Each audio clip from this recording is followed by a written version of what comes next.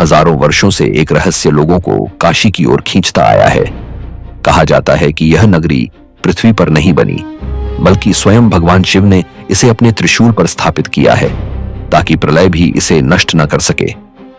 पुराणों के अनुसार सृष्टि के प्रारंभ में एक समय ऐसा आया जब ब्रह्मा और विष्णु के बीच यह विवाद हुआ कि ब्रह्मांड का सर्वोच्च देव कौन है।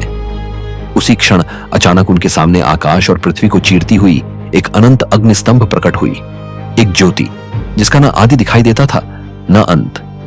यह स्वयं शिव का अनंत स्वरूप था। सत्य को जानने के लिए विष्णु ने वराह का रूप लेकर उस ज्योति के मूल को खोजने के लिए पृथ्वी के गर्भ में प्रवेश किया, जबकि ब्रह्मा हंस बनकर उसके शिखर की ओर उड़ चले। युगों तक खोजने के बाद भी दोनों उस प्रकाश के अंत तक नहीं पहुंच सके।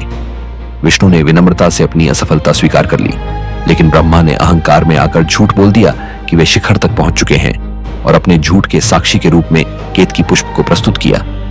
तभी उस अग्निस्तंभ से स्वयं महादेव प्रकट हुए। उन्होंने ब्रह्मा का 5वां सिर काट दिया और उन्हें श्राप दिया कि पृथ्वी पर उनकी पूजा नहीं होगी। उसी क्षण से शिव ने यह भी घोषित किया कि केतकी का फूल उनकी पूजा में कभी स्वीकार नहीं होगा। यही वह दिव्य घटना थी जिससे ज्योतिर्लिंग की अवधारणा जन्मी और काशी विश्वनाथ उसी अनंत ज्योति का एक जीवंत प्रतीक माना जाता है।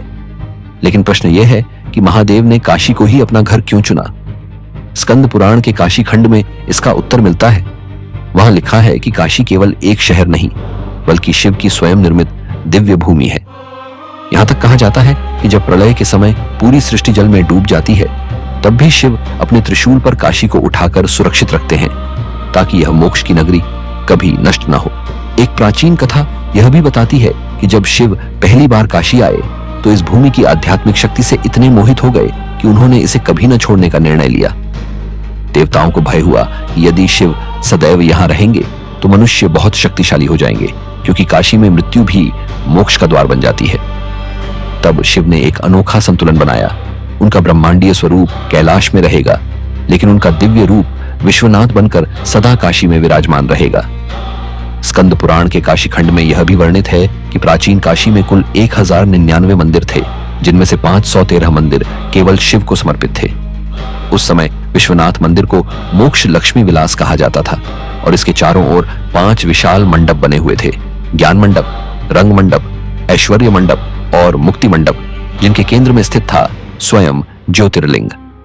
एक और दुर्लभ कथा यह भी कहती है कि गंगा के पृथ्वी पर अवतरण से पहले ही शिव ने यहाँ एक पवित्र कुंड का निर्माण किया था, जहां जीवनदायी जल प्रकट हुआ और यह स्थान दिव्यता से भर गया। इसीलिए काशी केवल एक तीर्थ नहीं है,